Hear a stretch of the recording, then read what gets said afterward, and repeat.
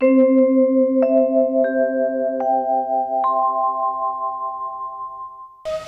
भर तक क्लास में नहीं जाओ, 8 घंटे रोज नहीं पढ़ो, ट्यूशन नहीं करो, कोचिंग नहीं करो, एक क्लास आगे बढ़ जाओगे क्या? नहीं बढ़ोगे। जब जीवन की कक्षाओं को बिना पढ़ाई के पास नहीं किया जा सकता है, तो उन प्रभु की भक्ति की कक्षा के लिए भी कुछ है, होमवर्क है, गृह कार्य है, गुरु मंत्र जाप है, साधना है, आराधना है, व्यवस्था है, योग है, ज्ञान है, ध्यान है, भक्ति है। जैसे होता है ना, साइंस ले ली, आर्ट ले लिया, कॉमर्स ले लिया, ऐसे ही भी है। आपको क्या अच्छा लग रहा है? किस मार्ग से जाना पसंद करते हो? बैलगाड़ी से जाओगे, साइकिल से जाओगे, घोड़ा से जाओगे, पैदल जाओगे, कार से जाओगे, बस से जाओगे, रेल से जाओगे, हवाई जहाज से जाओगे? किससे जाने के योग्य हो? तो इसलिए सबसे सरल उपाय भक्ति मार्ग। घर में बैठो, भजन करो, सबसे सरल। आज प्रार्थना की है, नारायण अखिल गुरु भगवान नमस्ते। हे चराचर जगत के गुरु, आज से आप ही मेरे गुरु, कृष्णम वंदे जगत गुरु। कुछ लोग कहते हैं हमने तो भगवान को गुरु बना लिया। अरे बाबा ऐसे कैसे? बोले वो हाथी ने बनाया था ना, गज ने। अरे हाथी ने तो जब बनाया था जब 1000 दिन तक मगर उसका पैर पकड़े रहा। पहले अपना पैर 1000 दिन तक मगर को पकड़ाओ, वो 1000 दिन तक आपको छोड़ेगा नहीं, एक दिन में ही पा जाएगा। 1000 दिन तक हाथी आपको पकड़ के रिगड़ता रहे और आप हे राम हे राम हे राम चिल्लाते रहो, उसके बाद डायरेक्ट भगवान से संबंध जोड़ने के अधिकारी हो। 1000 दिन तक प्राण अटकते रहे, घबराता रहा, हे प्रभु हे गोविंद हे गोविंद हे गोविंद, हे राम रक्षा करो रक्षा करो। 1000 दिन तक पैर पकड़ के मगर ने घसीटा, तब जाके कृष्ण के सानिध्य को प्राप्त करने के योग्य भयो। 1000 दिन तुम वैसे ही 64 माला रोज कर लो तो महाराज कृपा हो। तो इसलिए आज प्रार्थना की है, प्रभु रक्षा करो। जब तक हाथी को ये लगा कि मेरे अंदर शक्ति है और मैं मगर से अपनी रक्षा कर लूंगा, अपने पुरुषार्थ को प्रयोग करते रहो। और जिस दिन समझ गए हो अब तो भगवान ही रक्षा करेंगे, निर्बल है हरि नाम पुकारो, आगे आए ना सुनेरी मैंने निर्बल के बलराम।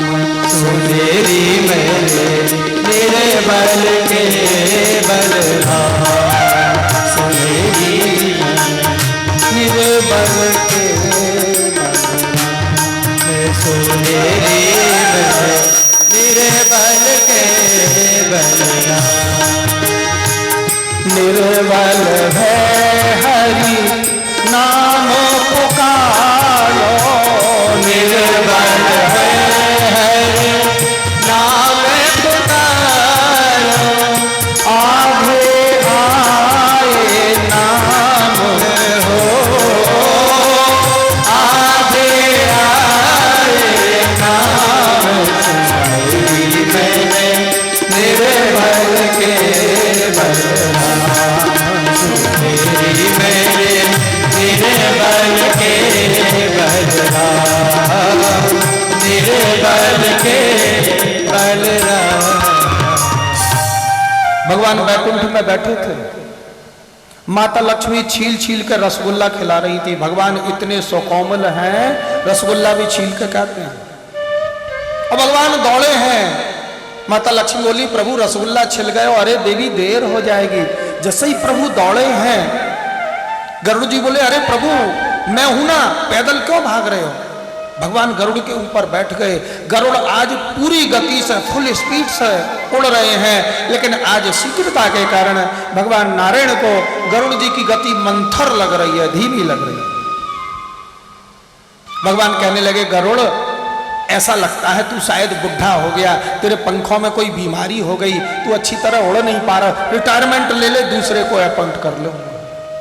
पहुंच गए भगवान, गरुड़ के ऊपर से धड़ाम से तालाब में कूदे हैं, बाएं हाथ से हाथी को पकड़ा, गज को, और किनारे पे निकाल के सुदर्शन के द्वारा दाहिने हाथ से सुदर्शन को छोड़ के और वह मगर की ग्राह की गर्दन गोविंदाय नमो नमः। भगवान की मार में भी प्यार है, भगवान मारते हैं तो तारते हैं। हाथी को हाथ से स्पर्श किया, मगर को सुदर्शन के द्वारा। गजग्राह हाथी और मगर दोनों अपने अपने देह को छोड़ के भगवान के पार्षद हो गए, सुंदर सुंदर रूप धारण करके प्रकट हो गए। भगवान ने आशीर्वाद दियो, जाओ तुम हमारे धाम के लिए पधारो। ये गज और ग्राह ये पूर्व जन्म में कौन थे भैया? बोले ये ग्राह है ना मगर, ये हुहू नाम को गंधर्व हो। ये गंधर्व देवताओं के अनुचर होते हैं, देवताओं के सेवक होते हैं, देवताओं को नाच गा के रिझाते हैं, देवताओं को नाटक दिखाते हैं, प्ले दिखाते हैं। और उन नाटक कंपनी में गंधर्वों में और दो भाई विदूषक हैं। विदूषक माने जौकर, जो ऐसे काम करते हैं सबको हंसी आ जाती है। इन दोनों भाइयों को नाम है हा हा हू हू। अब जो हा हा हू हू जिनका नाम ही हो वो काम ही ऐसे करते सबको हा हा हू हू हो जाए। तो ये छोटो भैया हू हू एक दिन अपनी स्त्रियों के संग गंगा जी में जल विहार कर रहे हो, इतने में देवल ऋषि स्नान करने को आ गए। देवल ऋषि को देख के ये हू हू गंधर्व अपनी स्त्रियों के संग और गंगा जी के किनारे बैठ गए। देवल ऋषि स्नान ध्यान करके, महात्माओं की आदत है पानी में नहा के पानी में ही खड़े होकर भजन करने लगते हैं। देवल ऋषि पानी में खड़े होकर कमर कमर जल में खड़े होकर भजन करने लगे। ये गंधर्व ने सोची बाबा जी जाने कितनी देर तक भजन करेगा, इसको भगाना चाहिए। हू गंधर्व ने पानी के अंदर डुबकी लगाई, पानी के अंदर अंदर आया और अपने लंबे लंबे नाखून महात्मा जी के पैर में, देवल ऋषि के पैर में ऐसे गड़ा दिए जैसे मगर अपने दांत लगाता है। देवल ऋषि घबरा गए, मगर ने पैर पकड़ लिया और घबराहट में पानी में धड़ाम करके गिर पड़े। महात्मा जी के गिरते ही और ये हू हू गंधर्व पानी से बाहर निकल के हा हा ही हू हू करने लगे। गुस्सा आ गई देवल ऋषि को, क्यों रे मगर की तरह नाखून गड़ाता है, जा ग्राह हो जा, मगर बन जा। देवल ऋषि के श्राप से ये हू गंधर्व मगर बन गयो, ग्राह बन गयो। और ये हाथी दक्षिण देश को, द्रविड़ देश को इंद्रद्युम्न नाम को राजा हो, अपना राजपाट बेटाओं को सौंप के और महात्मा बन गयो और मलयाचल पर्वत पर झोपड़ी बना के आराम से रहने लगो, भजन करने लगो। एक दिन ये राजा इंद्रद्युम्न अपनी झोपड़ी के बाहर छप्पर में बैठो बैठो भजन कर रहे हो माला, सामने से अगस्त्य ऋषि निकले। इसने विचार किया महात्मा जी हैं, प्रणाम करूं क्या? फिर सोचने लगे अरे बीच में माला करते में बीच में उठना नहीं चाहिए, ऐसा गुरुजी ने बताया था। ये महात्मा है तो हम भी तो महात्मा हो गए, कोई बात नहीं है, मैं नहीं उठता हूं, बैठे रहे। अगस्त्य ऋषि मन के भाव समझ गए, अच्छा क्यों सोच रहे हो हम महात्मा है, ये भी महात्मा, हम काय को भजन करें। 4 दिन से माथे पर खड़िया पोत के बाबा जी बन गए हो, बड़ो भगतड़ा समझे अपने को, सीनियरिटी का ध्यान नहीं रखता है, हाथी की तरह बैठा है, जा हाथी हो जा। अगस्त्य ऋषि के श्राप से ये राजा इंद्रद्युम्न जो महात्मा बन गए थे, हाथी बन गए। आज ये गजग्राह दोनों भगवान की कृपा से दोनों को उद्धार भयो। बोले वृंदावन बिहारी लाल की।